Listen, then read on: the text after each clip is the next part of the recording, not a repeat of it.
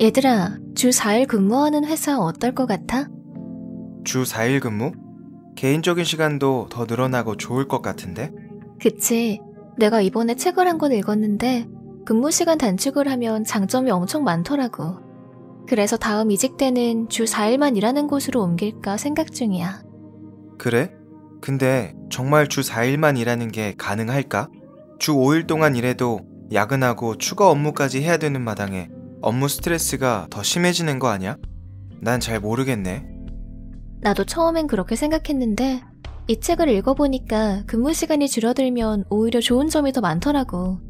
내가 읽다가 공유하고 싶은 부분들이 있었는데 잠깐 이야기해줄게.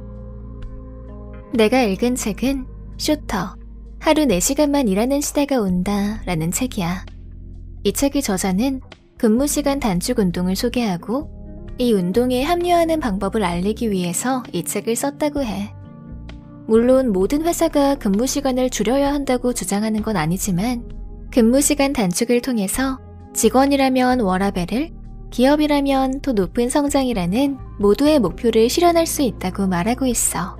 듣기만 해도 설레는 말이지? 나는 이 책을 읽으면서 크게 4가지 부분이 기억에 남았어.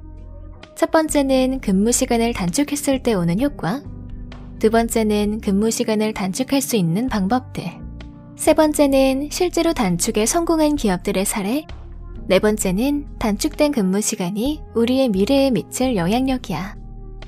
먼저 첫 번째로 근무 시간을 단축시키면 어떤 효과가 있을까? 가장 먼저 업무 성과가 향상된다고 해.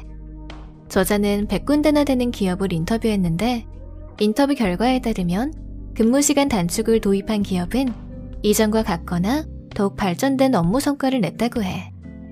또 직접적으로 수익이 증가했다고 보고한 기업도 많았다고 하는데 예시로 한국 유기농 화장품 제조기업인 NST는 3년 사이에 총 매출이 40억 원이나 증가했다고 하고 스웨덴의 검색 엔진 최적화 기업인 브라스는 매출이 매년 2배씩 증가했다고 해. 다음 두 번째 효과는 채용을 향상시키는 거야.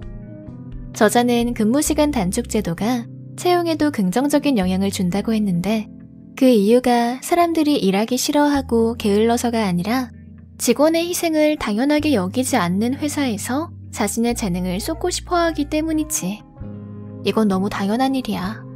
오랜 시간 과도한 노동 문화에 지친 사람들이 사생활을 누릴 수 있는 직장을 찾기 시작한 거지. 다음 세 번째 효과로는 사람들의 창의성을 높여준다고 해. 저자가 말한 근무 시간 단축은 단순히 시간만을 줄이는 걸 말하지 않아. 시간을 줄이는 것에 더해서 평소 주의를 분산시키거나 중요도가 떨어지는 업무들도 함께 줄이게 되는데 그렇게 되면 일하는 사람들은 불필요한 업무에 방해받지 않게 되고 정말 중요한 업무를 해결하는데 더 집중하고 몰두할 수 있게 되는 거지. 그 결과 창의성과 생산성이 모두 증가하게 되는 거야.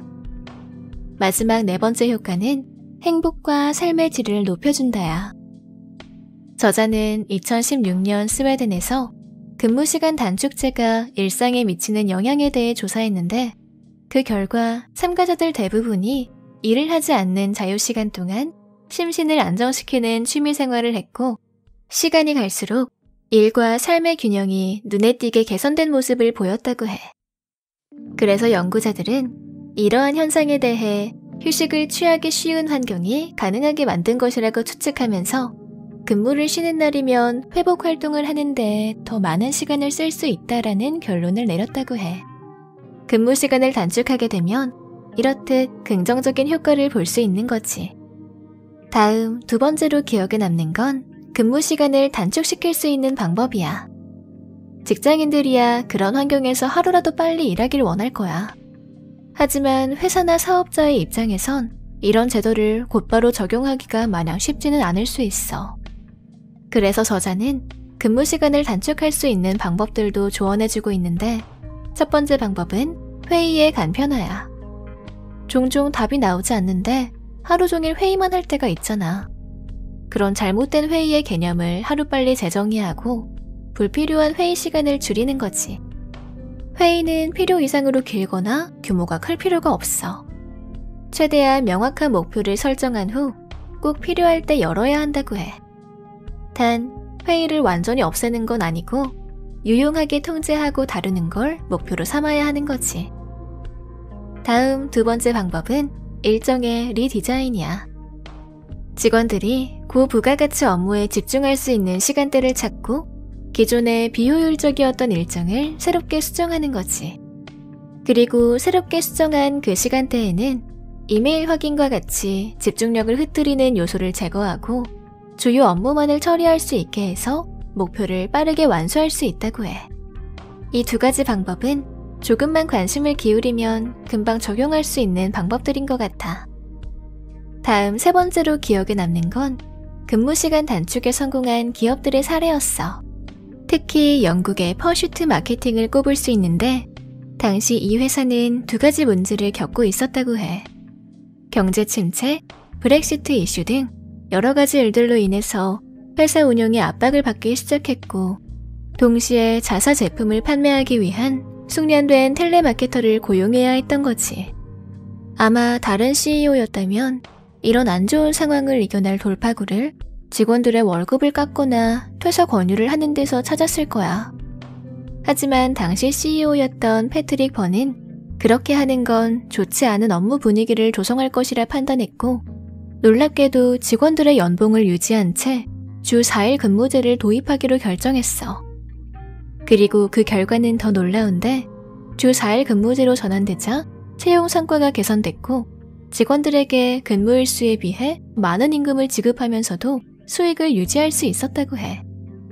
근무시간 단축 도입으로 채용과 수익, 두 마리 토끼를 모두 잡은 셈이지. 이제 마지막으로 네 번째로 기억에 남는 건 근무시간 단축으로 바뀌게 될 우리의 미래 모습이야. 저자는 끝으로 근무시간이 단축되었을 때 우리의 미래가 어떻게 변하게 될지 알려주는데 가장 먼저 건강과 행복이 향상될 거라고 했어. 일이 줄어들면서 피로가 회복되고 자신을 돌볼 시간을 더 많이 가지면서 신체적인 건강을 향상시킬 수 있는 거지. 또 일로 인해 생겼던 가정의 갈등을 완화하고 사회적 활동을 펼칠 시간을 가지게 되면서 행복이 증진될 거라고 해. 다음으로 저자는 근무시간 단축이 고령화 사회에 적합한 노동력을 창출하게 될 거라고 했어.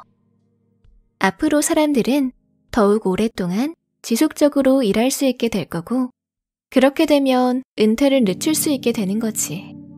더불어 앞으로는 장시간 과도하게 일하는 게 바람직하지 않은 현상으로 인식될 가능성이 높아서 젊은 노동자와 나이든 노동자가 평등하게 일하는 분위기가 조성될 수 있을 거라고 해. 지금까지 근무시간 단축에 대해서 간단히 이야기했는데 어때? 단점보다 장점이 더 많은 제도 같지 않아? 특히 어느 한쪽이 아니라 고용주와 고용인 모두한테 득이 되는 방법이라 긍정적인 효과를 기대해 볼 수 있을 것 같아. 그래서 이 책을 취직이나 이직을 준비하는 직장인뿐만 아니라 회사를 더 나은 방향으로 운영하려는 오너들도 읽어보면 많은 도움을 얻을 수 있을 것 같아. 정말 그런 것 같아. 처음에 주 4일 근무라고 했을 때 겉만 그럴듯하고 실속은 없을 거라고 생각했는데 들어보니까 전혀 그렇지가 않네. 나도 개인적으로 한번 읽어볼게.